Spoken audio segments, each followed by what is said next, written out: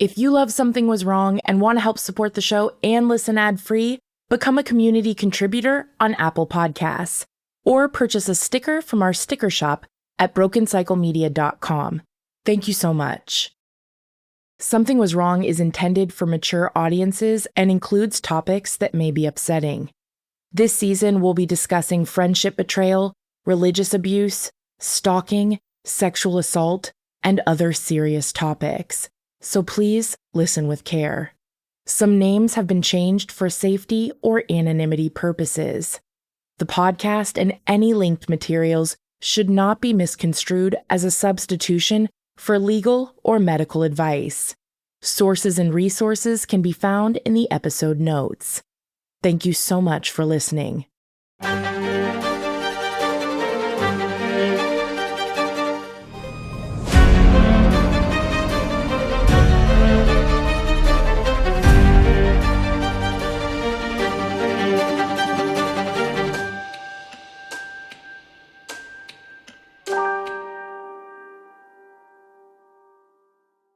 Last time on Something Was Wrong. My ex-husband and Sergio hit it off right away. They became instant friends.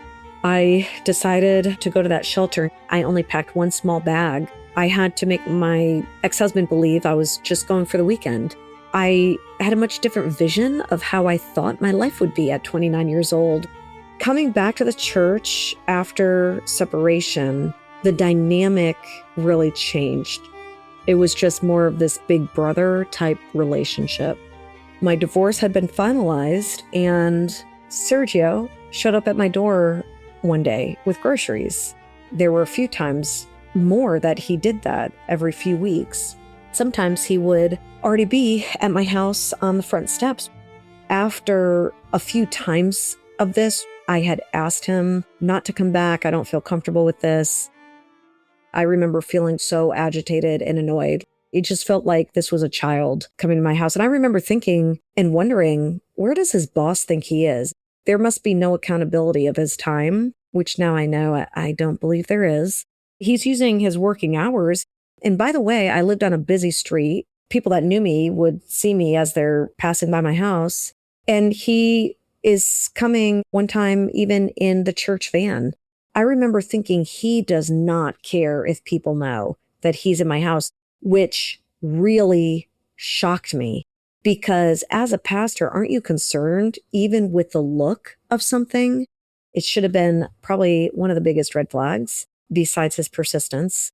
There was one moment where I was upstairs and he rang the doorbell and I stayed upstairs just hoping he would leave. It was a very, very intrusive moment because he would not stop ringing the doorbell. I can't remember how long it was. It felt like a very long time, but I'm telling you, he rang that doorbell over and over again. That let me know this man does not accept no. He knows I'm home and he is entitled to have my attention. He just felt so needy. I told him I don't want trouble. Even when I'm telling him I have to work and I need to leave now, he didn't care. He'd be like, wait.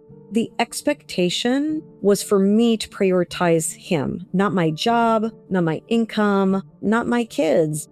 Entitlement, pure entitlement. Sometimes I wouldn't let him inside my house. I was able to come out and be like, we're going to stay on the porch. I would say this is emotional manipulation, but he would become very, very sad and have the saddest face. So it's like, oh, I feel like this emotional obligation to make him feel better because he really needs someone to talk to. Through this time of him harassing me, he was telling me that I was inappropriate with men because he saw me talking to men after church. This is in a public setting. Why is he even paying attention to that? It's very possessive, and it made me feel like he's watching me. Anytime he would tell me these things, it was trying to convince me that this is who I am. This is identity manipulation. This is an attempt to control my identity and what I believe about myself. He eventually attempted to control my friendships, my relationships, and my activity on social media. He attempted to control my housing. my finances, every little thing in my life. It was unbelievable. My parenting, how I organized my house.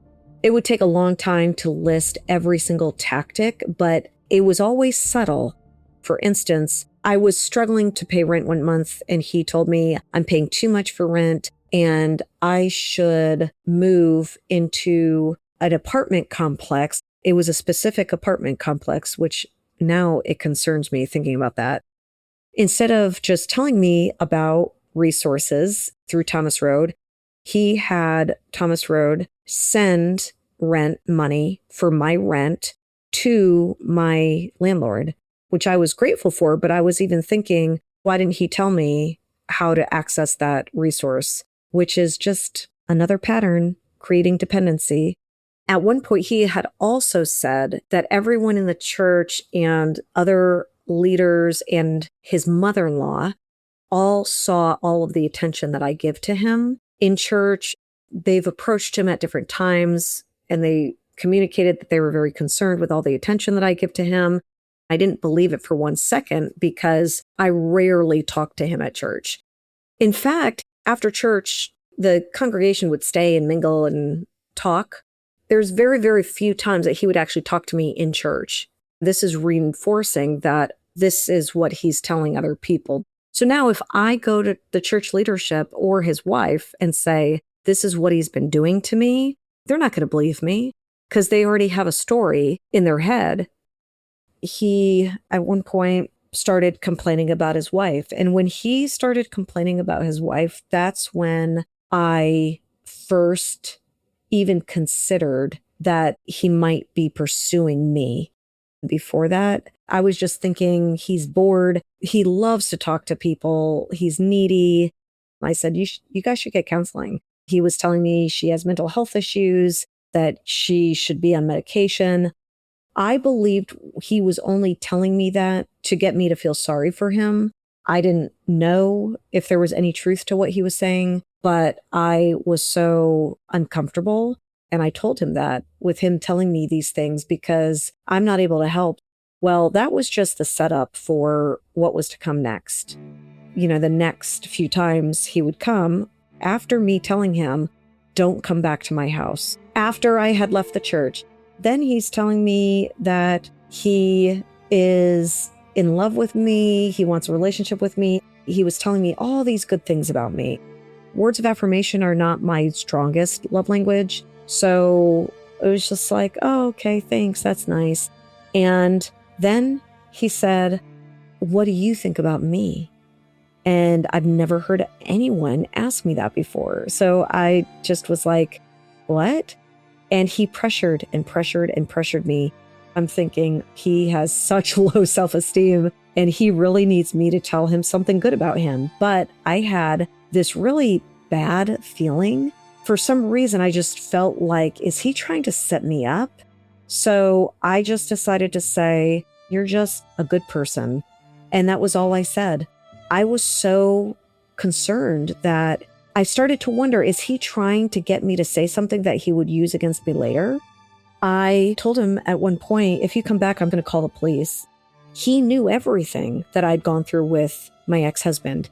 He knew that I had a protective order against my ex-husband, that I filed 2 police reports against my ex-husband for violating the protective order twice. He knew that I used the law and set boundaries and maintained boundaries with the law. It really shocked me that he knows this about me, and yet he's basically doing the same. And he would even say pretty consistently, I'm not like him, my ex-husband. I don't want you to think I'm like him. The first time he said that in my head, I just thought, okay, so he's exactly like him. But he, I believe, thought I was the perfect target. He knew my past. He knew the trauma that I experienced in childhood. When I was married, we had gone out to eat, me, my ex-husband, Sergio, and his wife. And while we were out to eat, for some strange reason, my ex-husband, who never cared about my childhood trauma, has never brought it up. I'd only told him about it maybe one time before we were married. He told Sergio that I was adopted, that I'd been through foster care, and my ex-husband encouraged me to tell him more. And I thought that was so strange. It really stood out to me. I believe that was weaponized against me. He knew about the abuse that I endured through my marriage, and he underestimated my healing.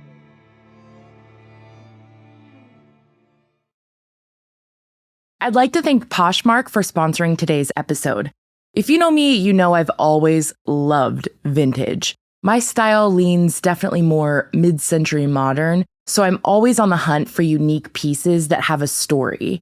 I love kitsch, I love weird, I love bright, unique, and different. And that's why I've been loving Poshmark lately. It's so much fun searching through their iconic Y2K brands like Vintage Betsy Johnson, Coach, Dooney and Burke, Kate Spade. It's such a fun nostalgia hit, and honestly, it feels like treasure hunting when you finally find that one piece that you've been searching for.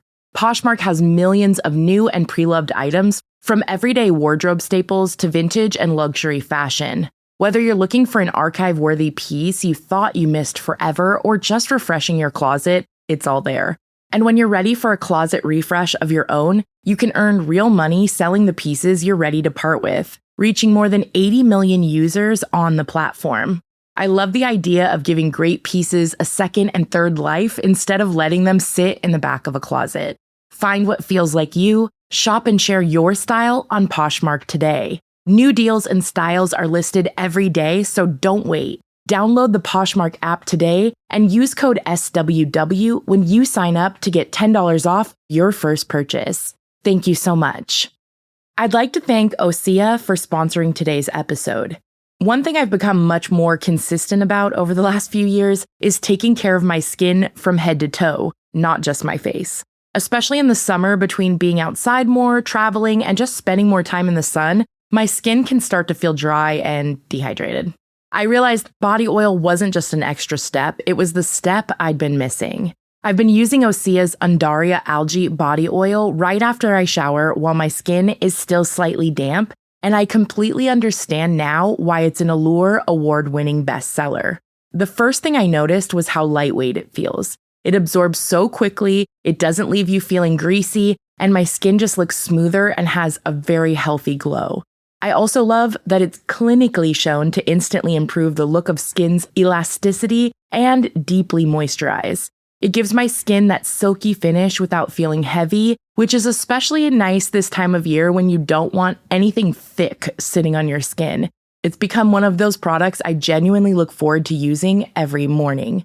Osea's award-winning Undaria Algae Body Oil is for skin that deserves more than lotion. And right now we have a special discount just for you. Get 10% off your first order site-wide with code SWW at OseaMalibu.com. That's code SWW at OSEAMalibu.com.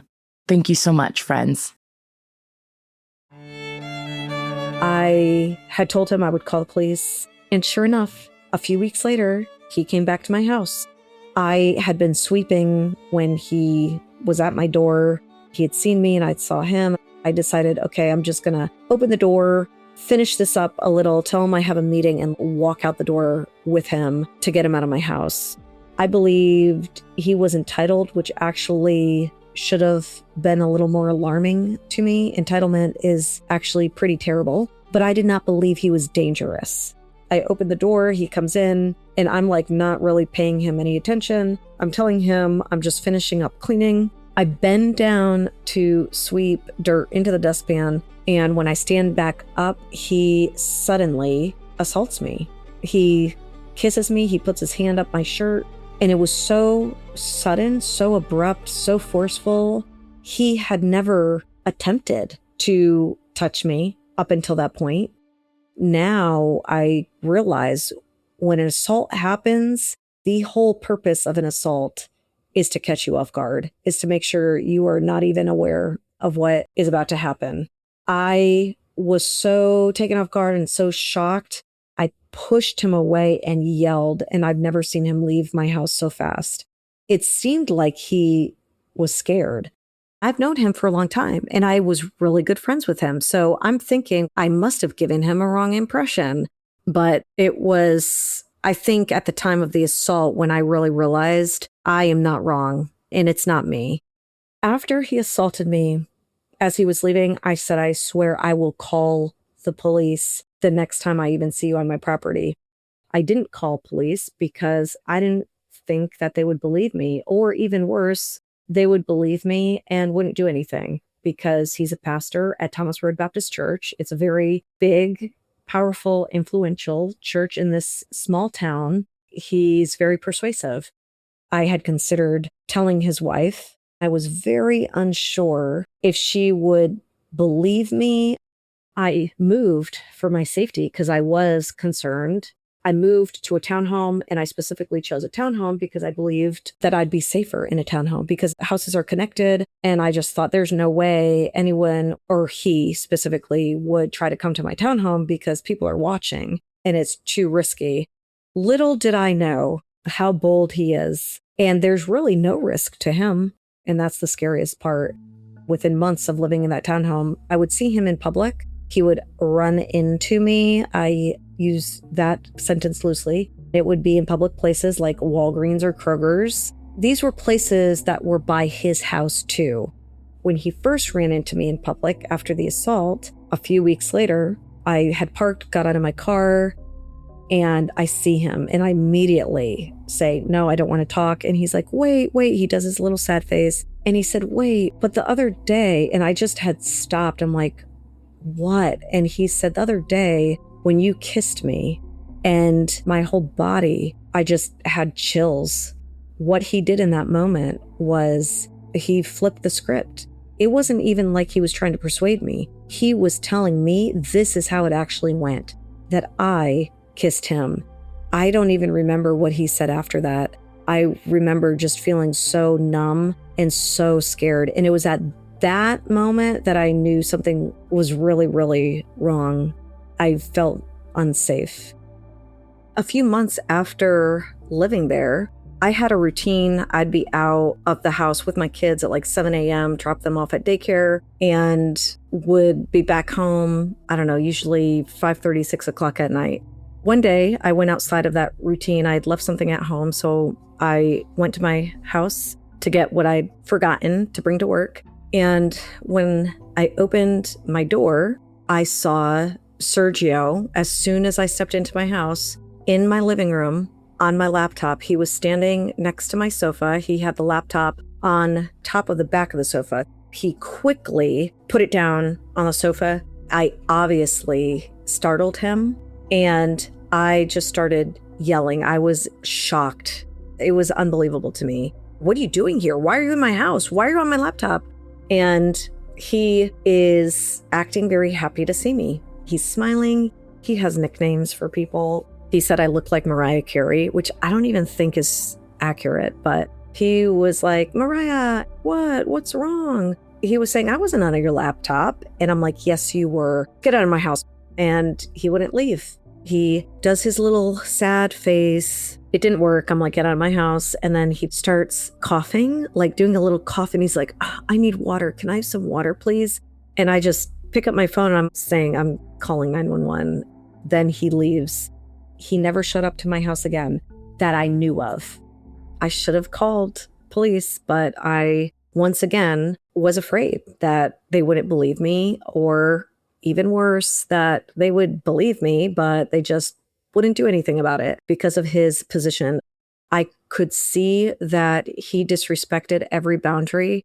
That's what made me the most scared. I had unfriended him, so we were not connected on social media. We never actually had contact through email or text messages or social media or anything. And then I was getting notifications from Yahoo every once in a while. Sometimes it would be months in between. So I'd get a notification on my phone and it would say a new device logged into your Yahoo email. I would click it and it would show the IP address. So I would do a search online for this IP address and it would say that it was a Liberty University owned laptop, and it would give locations throughout Lynchburg. At one point, a notification appeared. I looked up the IP address and it said Liberty-owned laptop in Cochabamba, Bolivia. That's when I knew it's totally him. And I could not figure out how he was able to log in if I kept changing my passwords. I finally realized one thing that I'd missed is one of the backups that I had was my Liberty University email address. I thought maybe he's able to access my email address through Liberty still. I took that off, and after I took that off as a backup, I never got those notifications again. I many times had considered going to Liberty University. I didn't fully trust Liberty University or Thomas Road Baptist Church because I'm just thinking back, all this time he's been coming to my house at various times during the day and being so bold to even pull up in front of my house on a busy street in a van that says Thomas Road Baptist Church. But I'm also thinking, I wonder if they would just support him anyway because of how persuasive Sergio is, how good he is at lying. The narrative he's telling me is the complete opposite of reality. I have come to learn that Sergio gives a story about people before that person even knows what's happening. I had gone to Bolivia on 2 missions trips.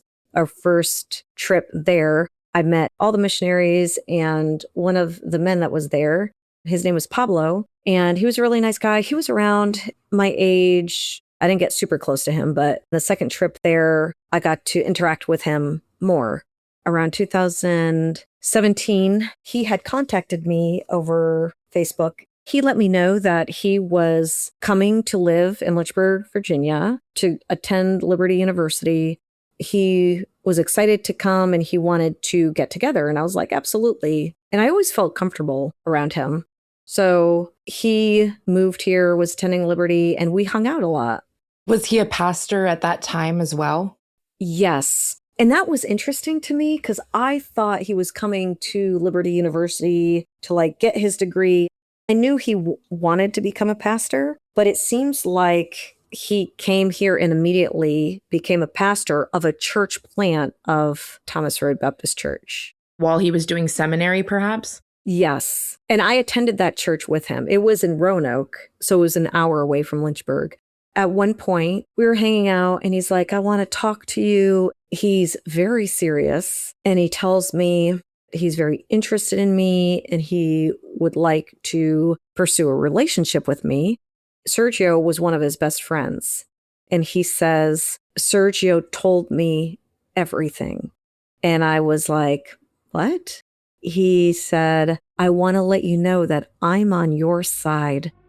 I was so angry and in disbelief as he's telling me that Sergio told him about the affair that Sergio and I had. But he was very vague and wouldn't tell me specifically what everything meant, which actually really concerns me. Because what else is part of that narrative? I just start telling Pablo, no. But Pablo just keeps talking and he just keeps saying, but I'm on your side. And I'm like, no, listen to me. He has pursued me. I was not in a relationship with him. We never did anything. At the time, I really was thinking, oh my gosh, Sergio has convinced this man that I pursued him. We were in a relationship. The reality is that Sergio manipulated me, attempted to control every part of my life. He harassed me and stalked me and broke into my home and has been monitoring my activity because I was so persistent and angry. Pablo finally stopped talking and let me tell him. And I told him what had happened. I was like, he kept showing up at my house. He wouldn't accept any boundaries. His behavior only escalated. He was trying to force me into a relationship with him. I kept telling him I didn't want him at my house. He would show up. He assaulted me, then was showing up in public. And then I told him he had broken into my townhome a couple months before. And so it almost seemed like he understood and cared. He left my house and I was still left questioning, what does he believe and what does he think about this? But at that point, I said, I can't have any type of relationship or friendship with this man. It actually made me more scared and more concerned because of how he was able to use another person. Pablo let me know that he had reported it to the pastors at Thomas Road Baptist Church. About a year later, I get another message from Pablo, and he said, I just want to let you know that right now, Sergio is under church discipline because of another situation. And so because of that situation, your situation with him was thrown back at the table. The way it was worded was weird, which only leads me to believe that it's a similar situation. He asked that I don't say anything to anyone, which I had never, ever said anything about Sergio and what he did to me to anyone except for Pablo. He made a comment like, I know that you were really concerned about accountability for him. I just felt like I should let you know. And I said, thank you for letting me know.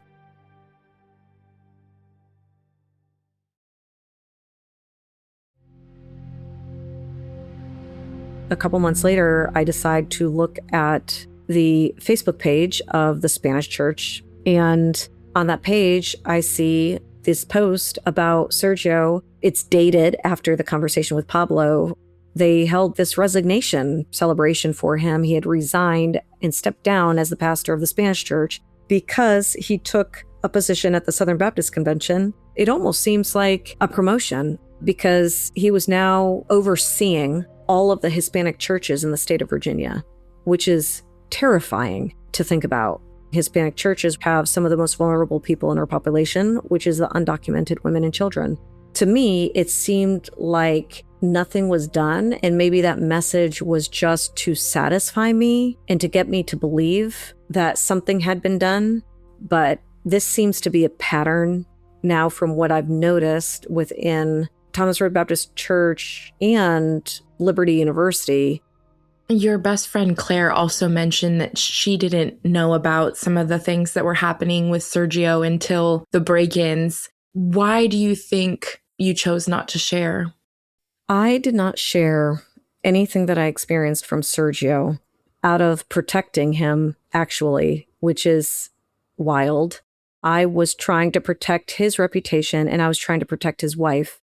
My thought was if I was going to tell anybody about what was happening, it would be someone that would do something about it. I didn't think that there was any reason to tell anyone, so I decided not to speak to church leadership, not even his wife. On top of that, I didn't think it was fair to his wife if I told my friends it's her husband doing these horrible things. Those are serious accusations. I just did not feel comfortable telling anyone. From the time that he had broken into my townhome to the time that he broke into my house in 2023, I had not seen him in 6 years. So it was very, very shocking to me. I was going to be in DC for a friend's birthday the weekend before. That friend had canceled. So I was like, well, I already had boarding for the dogs and I had already planned to go somewhere. I hadn't visited Claire in a while. I had contacted her and asked her if I could come visit. And she was like, absolutely. My kids and I traveled to Pennsylvania. We got there Friday evening in Pennsylvania at Claire's house. And that night we just hung out. I turned off my phone probably around 9 o'clock and we went to bed pretty early. My kids, they were teenagers. They stayed up watching TV in the living room and were sleeping in a bedroom on that main floor. I woke up Saturday morning around 8 a.m. I turned on my phone, and when I turned on my phone, the first notification that I saw was person detected in kitchen camera, something like that. And I said, that's weird. A neighbor of ours that was a friend of my kids, he was a teenager, he agreed to bring in packages for us because this was November, so Christmas gifts were coming in. But the notification said 11:30 Friday night. So I was thinking there's no reason that this kid would have been in my house at 11:30, but I was automatically assuming it was him because who else would be in my house? And he was the only one that I had given the key to my house to. When I open up the notification, it starts with the basement door being opened, the man coming through the basement door that leads into the kitchen. And it was facing the front door, but it also faced that door from the basement going into the kitchen. And the man walks into the kitchen. It's like he knew where he was, and I immediately recognized him. There's no doubt who this guy is, and it was Sergio, my former pastor, that I had not seen in about 6 years at least. It might have been longer. I was completely shocked. He was completely identifiable. He kind of looks closer, like, what is that? As if he had been there before and hadn't seen it. Everything about that footage makes me believe he has been there before. To come into a house that is so dark, so late at night, when it's dark outside, it's dark in the house, he seems familiar with the place. He knows where he is. I mean, it had to be so chilling. It was. I screamed. I literally jumped out of the bed. I ran downstairs just yelling, "There was a man in my house." And I run up to Claire and show her the video. I will never forget this for the rest of my life. Here's Claire. I was standing in my kitchen and I was making breakfast. I was downstairs with my daughter and Marie's kids, and I heard her coming down the stairs. She said my name. You could feel the terror in her voice. She came around the corner. She was white as a ghost. I just immediately knew that something was like terribly wrong. I can't remember her exact words, but it was something along the lines of like, somebody broke into my house last night. There was a man in my house last night. She came over to me and we were watching the video and her kids were behind us. And the video wasn't even on for like 2 seconds. And her kids were like, "That's Sergio." He looks directly at the camera the first night and bolts out the door. You know that he knows that the cameras are there. She's like, "What is he doing in our house? Why is he there?" She had posted on her Instagram story that they were on a road trip. She was like, "I typically never post that I'm away from my house." Later, in hindsight, after this happens, she goes back to her stories and sees that even though she does not have him on any social media whatsoever, her Instagram profile is public, and he had watched her stories and saw that she was out of state. One of the first things that we were extremely concerned about was that it had something to do with her daughter, because the way that he was getting in the house was through her basement door. Her basement is above ground, for lack of a better word, and her daughter's room was down there. I can look back now and see all of the red flags. And that's the crazy thing is I went through so much with him. Why would I be so shocked about this? But for some reason, I still was. If I had been on the outside looking in and that happened to somebody else, I wouldn't be that shocked, I don't think. If I knew the prior history, because I knew him before, I think that is probably one of the biggest reasons. It was just hard for me to actually accept that he was a predator. He was a stalker.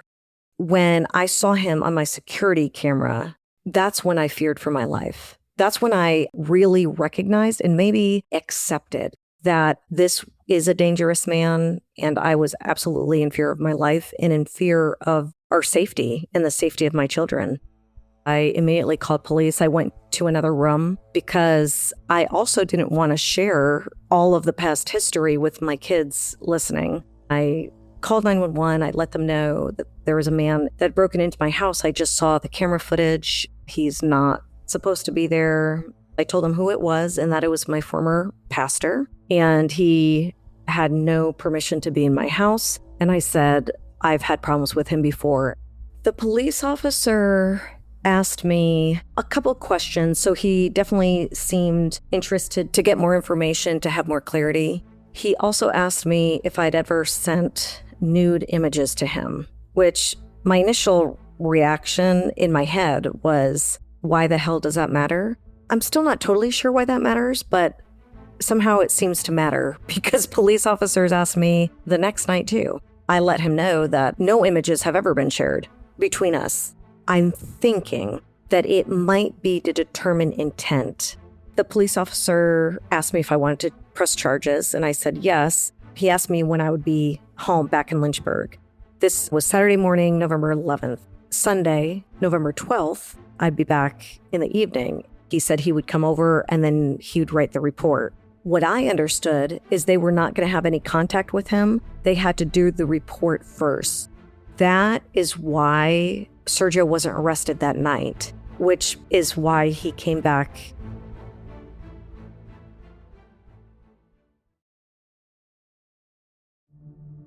After this happened, it was like the floodgates opened in Marie's mind, and she just kept remembering these interactions or things that had happened over the years where she realized, even though she didn't know it, he had basically been watching her or involved in her life in some way all along. And she didn't even realize that it was happening. It was like dominoes falling. All these things that she was remembering. I didn't actually find out really anything until she was at my house. She didn't share anything that had gone on. She was trying to be so respectful and so understanding for his family that she was living through this alone. And so I think she kind of like compartmentalized all that stuff because of what she was going through in her personal life with her ex.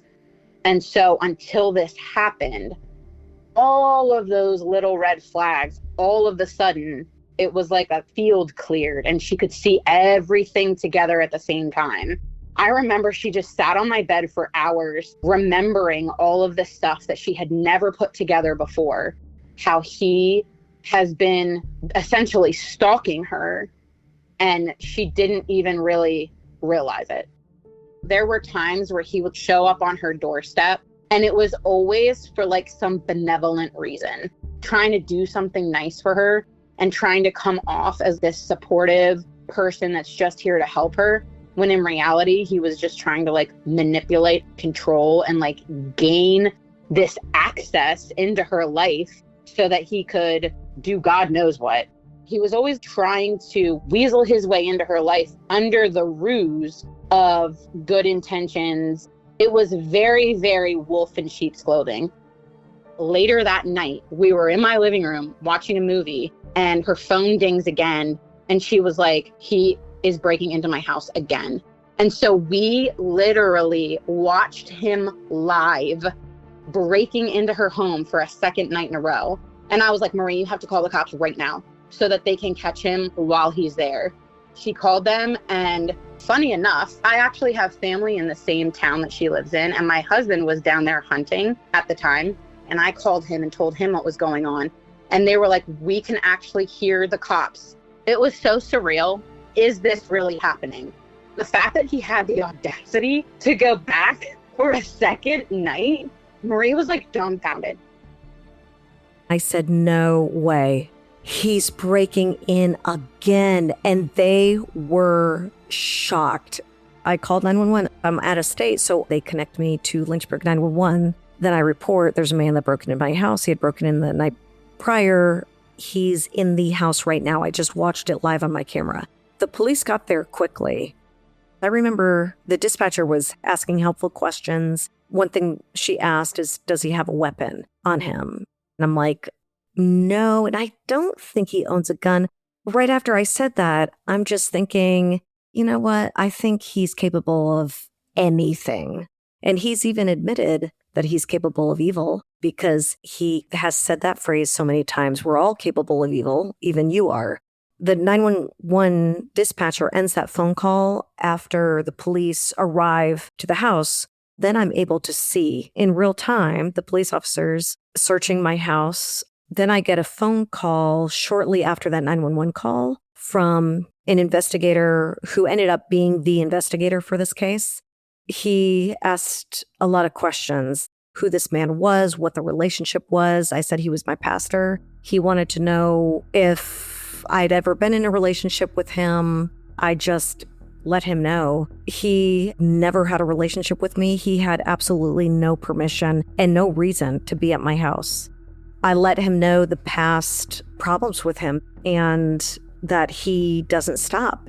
every time I tried to set boundaries, his behaviors would just escalate.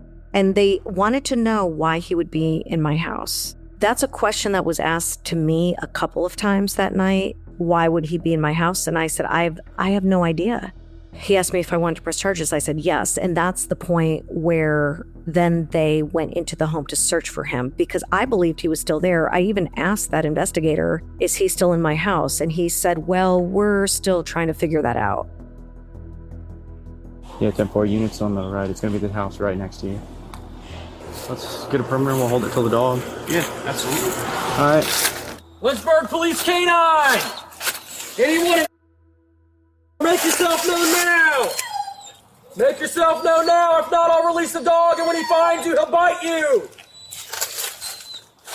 That's what the notes say. It's her. It's an old pastor. What? Really? Yeah, the more notes popped up when after y'all got here. Okay. Right. It's a weird thing to... Your pastor? Yeah, an old pastor.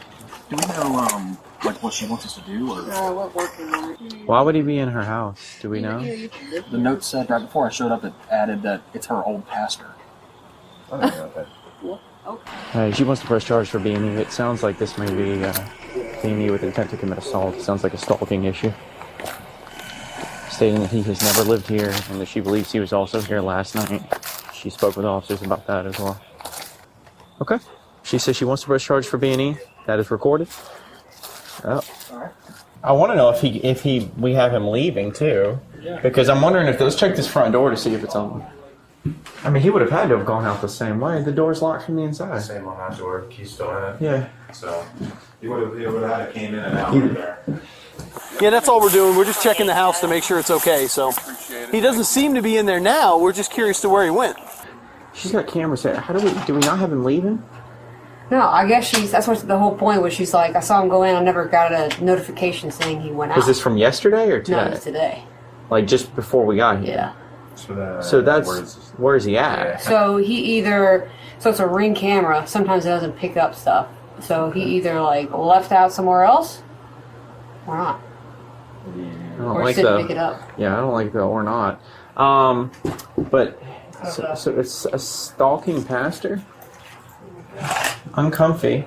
And if the camera just didn't pick it up? Oh, I hope so. That's still a really weird thing. Did Hamlet not go get warrants on him last night? I have no idea with any of that. I mean, it sounds like B&E with intent to commit assault or something like that. Yeah, that's what they say. What'd she say? You just came in here to try to get her? She says it's like an obsession thing, like stalking. And I think that would fall under the reasonable fear. She lives here. Yes. She says she lives here, he's never lived here. That I was like, well, what's his interest in being here? And you know what? If we got the end contact for now. I'll do it away from the cameras. Hey, how's it going? Sergio? Sí, señor. Hey, I'm Officer at Lynchburg PD. How you doing? How are you? You okay? You look like you're stumbling a little bit, like leaning forward. No. I'm sorry. Okay, you're okay. So, I'm Officer Harris, Lynchburg Police Department. You're fine. We can hang out right here. I'm gonna read you your Miranda warning and all that, okay? Just because I want to talk to you about some stuff that's going on. Yes. Okay. All right. So, why did you enter the street tonight? Why'd you go into 8? I didn't. I have you on video of doing it about 30 minutes ago. You did. Why'd you go inside? I didn't go inside. You did go inside. You entered through the basement. No. Yeah, Back door. The back door. We have you. I could play you the video. I'm just trying to figure out why you would do that. I don't know. You don't know why you would do that? No, I don't care. Maybe I should remain silent. All right. So we're trying to figure out exactly. Do you have the video for me? It's you right there. Same glasses and everything. You're wearing the same clothes. Going right in the back door. Did you used to live there? No. Do you know her? Like, why? Help us help you. Like, why are you going in there? That's not me. That is you. No, we that's didn't not just me. randomly come over to your house. This is you walking down the street. Wearing the exact same outfit that you're wearing right now. Just with a jacket on. In the same van. In the same van. Union service vehicle 14. Watch, it's going to zoom in here in a second. Yeah, we have you on camera last night doing it too. And there's a camera in the house that has your face in it. We're just trying to make sense of all this. Because I don't know. It makes a difference if you're going in to hurt somebody, or if you're going in to steal something, or if you just have an obsession with somebody. All these things make a difference. The reason why, I know that you did it. I'm not here to dispute with you that you did it. This is me trying to figure out why. Because the why is what elevates everything. So that's why I'm trying to figure this out. I didn't go in there. Okay. Keep your hands out your pockets for me. Okay? I'm sorry. Okay. All right. Am I under arrest? Not right now. But go ahead and just put your hands behind your back for me. You're just being detained, all right? Okay. Is your wife inside? Okay. Well, I have a conversation with her here in a second, figure out what's going on. Lynchburg Police Department! Hi, I'm Officer Harrison for PD. Do you mind if I come inside and talk to you for a minute? Here. Hi, are you Sergio's wife? Yes. Can I speak to you out here for a moment? Yeah. Yes. Do you, well, I'll talk to you down here. I just don't want to get everybody involved in the business. Do you know where Sergio's been tonight? Do you aware of his whereabouts in the last hour or so? Did he tell you where he was going? Yes, he went to Party City, and he told me that the place was closed. Okay. And he came back here. Okay.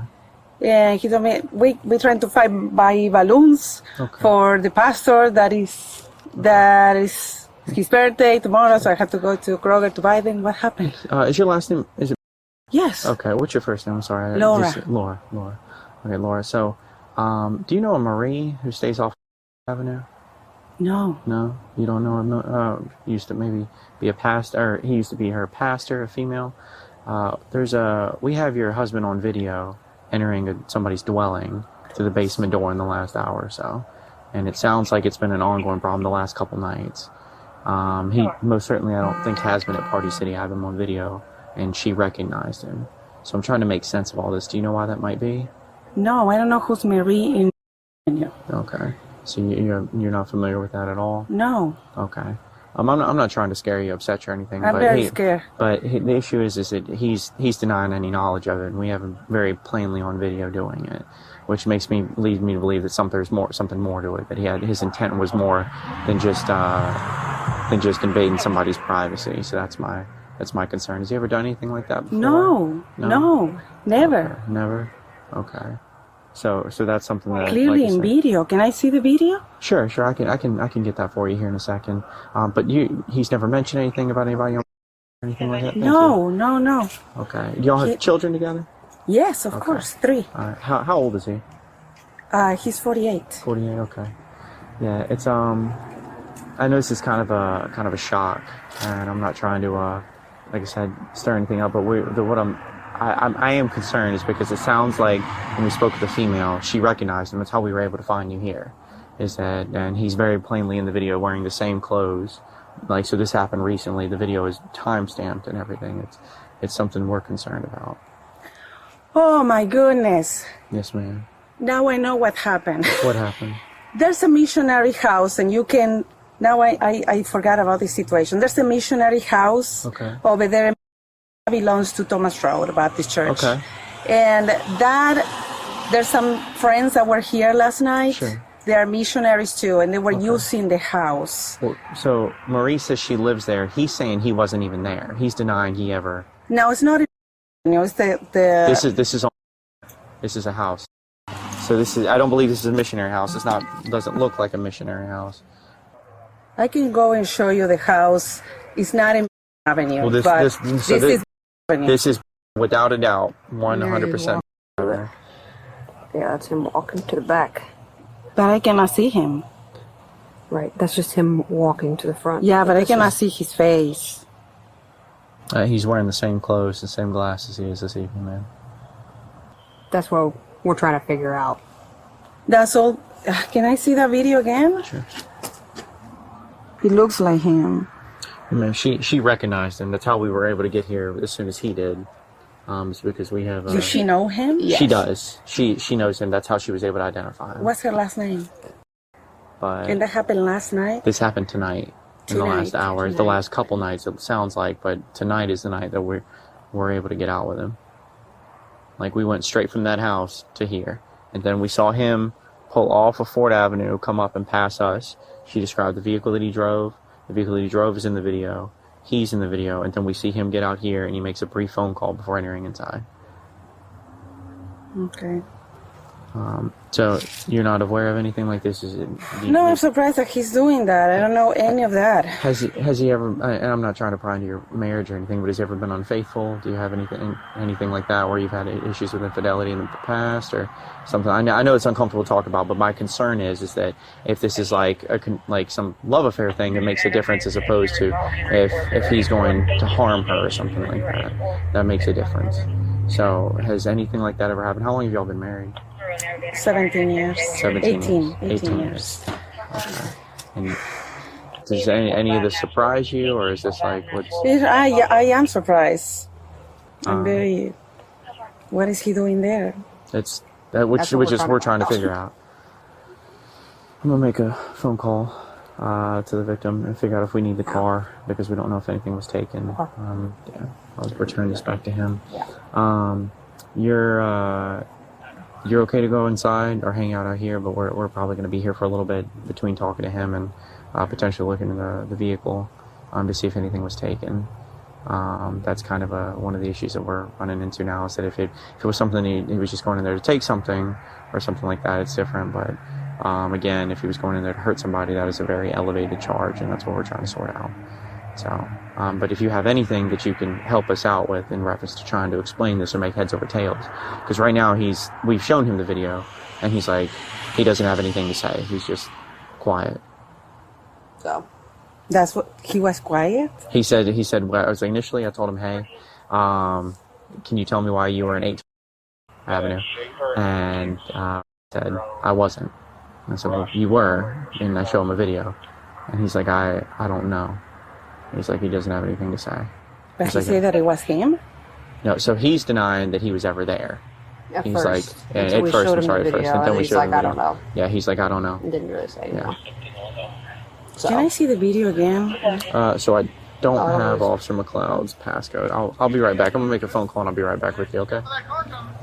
So she's stating that this is all news to her. I'm going to call the female, the complainant. He admits to knowing Marie. Mm-hmm. He said that they used to go to church a long time ago together. He said he's known her for about 10 years.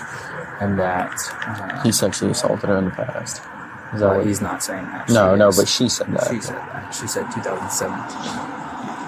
I mean, but he's got... looks like almost the identical glasses and everything. No, she ID'd him. Yeah. Well, he's one of the lead pastors for the Hispanic church for TRBC. Crazy. And we can step over here. Yeah, let's do that. Hello. Hey, Marie. It's Officer McLeod again. How are you? Hey, good. Hey, you're on speakerphone here with my partner, Officer Harris. Okay. So we're trying to figure out if anything was taken and what the motive for him doing this would be. I cannot even understand the motive. So I don't think he would have taken anything. Even if it's if this is a sexual obsession, you don't think he may have taken underwear or articles of your clothing or anything? Because what other reason, if he knows you're not home, would he have to enter the house? That's the thing. Maybe it was that. Well, I'm not trying to. That's just something that I've seen in the past when it comes to obsession or something like that. There's no other motive. He wouldn't have. It wouldn't be to steal. As far as motive, I think it is. It has to be sexual. It has to be something like that because there is no other motive. Stalking. He's stalking. Okay, and he did this last night as well. Am I understanding that right? Last night. Can you resend those videos to Officer McLeod, please? Reference to last night. And you have, I just want to clarify, you have the video footage of him inside that residence as well, right? From the kitchen? Yes. Yes, can you send that as well? That would be fantastic, because I'm assuming that's a full body shot. Yes. Okay. So, obviously you gave me his name, right? So, from the video footage, you recognized him. Oh, absolutely. Okay. Pretty clean. There's a shoe and a bottle of water. Other than that, Okay. So has he tried to contact you recently or anything like that? No, that's the crazy thing. I've had no contact with this guy. So I don't understand. I have not talked to him I guess that was the last time when he entered when I found him in my house, in my townhome. I believe that was like 2017. It really concerns me that we've had no contact. Like, Hey, I'll call you right back.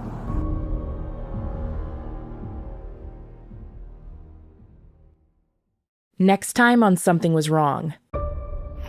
Sergio, this is a video of you inside Marie's kitchen. Boom. That's you with your phone light on, looking right at the camera, and then you go back downstairs. So here's your chance. Why? Like, what's the deal? Nothing? Nothing, sir. Okay. We said you're a pastor, so I won't lecture you on what the word says, because you already know what it says. Truth is truth, right? Correct. That's a piece that you got to make between you and God, right? Correct. So, do with that what you will. If you don't want to talk to me about it, that's fine. But obviously, I've got all the evidence I need.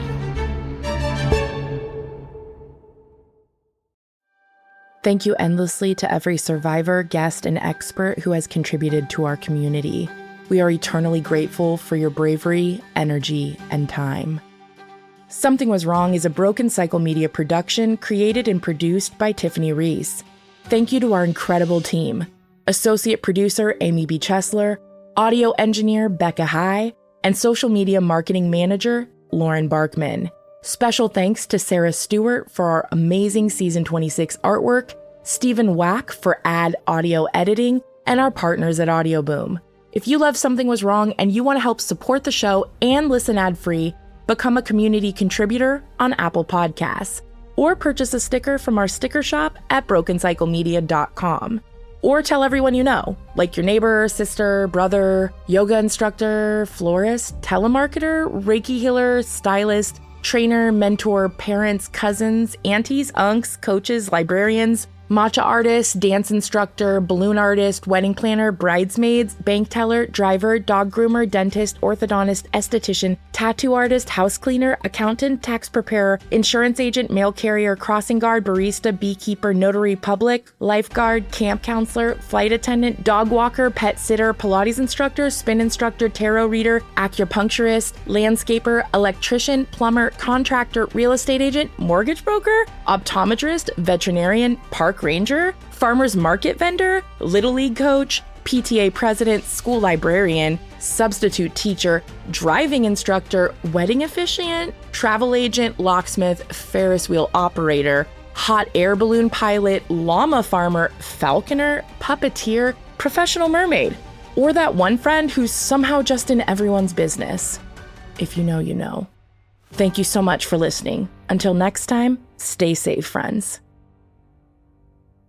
Hi, friends. This is Amy B. Chesler. And if you've been loving listening to Something Was Wrong, you'll definitely want to check out Broken Cycle Media's sister podcast, What Came Next. With more than 170 episodes available, the series explores what happens after survivors share their stories publicly, diving into healing, justice, advocacy, and the lasting impact of trauma and media exposure. Co-created and co-produced by Tiffany Reese, the show gives survivors a platform to discuss not just what happened, but where life led them next. Follow and listen to What Came Next wherever you get your podcasts.